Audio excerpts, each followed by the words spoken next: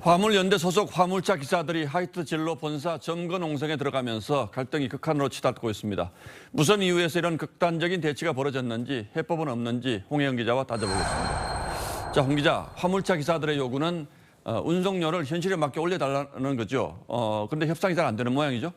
네, 이 화물차 기사들은 수양물류라는 운송회사와 계약을 맺고 있는데요. 수양물류 측과 10차례 넘게 협상을 진행했지만 이견을 좁히지 못했습니다.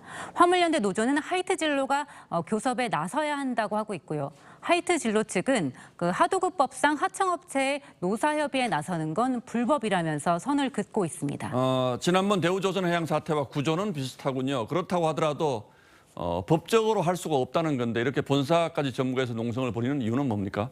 수양물류는 하이트 진로의 위탁회사지만 지분을 살펴보면 하이트 진로가 지분 100%를 가진 사실상의 자회사입니다. 이 대표이사부터 사내이사, 감사까지 하이트 진로 임원들이 겸임을 하고 있습니다. 그렇기 때문에 화물연대 노조 측은 임금이나 고용 문제 같은 중요한 의사결정권을 실질적으로 하이트 진로가 갖고 있다고 보는 겁니다. 그렇군요. 지난 대우조선해양 사태 때는 장관들이 현장에 직접 가는 등 정부가 적극적으로 개입해서 해결을 했는데 이번에는 어떻습니까? 고용노동부는 한 발 물러서 있습니다.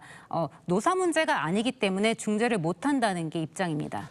노사 문제가 아니다. 이건 무슨 뜻입니까? 네, 화물연대는 민주노총 공공운수노조에 가입이 돼 있지만 노동부가 인정한 공식 노조가 아닙니다. 이 화물연대 소속 화물차 기사들은 법적으로 운송회사와 계약을 맺고 일을 하는 일종의 자영업자라는 게 정부의 판단입니다. 그렇기 때문에 이들의 행위는 노조법에 따라서 보호를 하는 쟁의 행위가 아니라서 적극적으로 중재에 나서기 어렵다는 겁니다. 그러니까 화물차 기사라든지 택배 노동자 이런 분들은 자기 스스로가 고용주가 될 수도 있기 때문에 노동자로 볼 수도 없다. 이게 이제 정부의 판단 같은데 이런 특수고용직 노동자들의 파업이 이번이 처음은 아니잖아요. 과거에는 어떻게 처리가 됐습니까?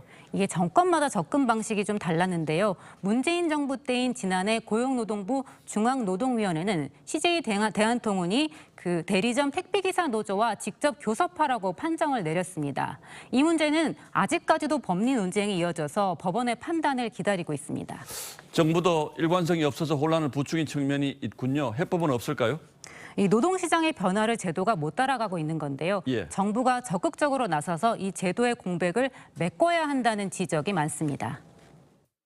누구도 이 문제를 그냥 방치해서는 정말 심각하겠구나 하는 상황에 이르렀죠. 세계적으로도 그런 고민이 있는 거고요. 그래서 이런 문제에 대해서 어떻게 접근해야 되는지에 대한 판단을 좀 새롭게 가져야 결국 산업구조의 변화에 따라서 생겨나는 특수노동자들의 노동자성을 명쾌하게 정리하고 또 원칙에 따라서 대응하지 않으면 앞으로도 이런 어려운 일이 계속 생길 수밖에 없겠다 이런 생각이 드는군요.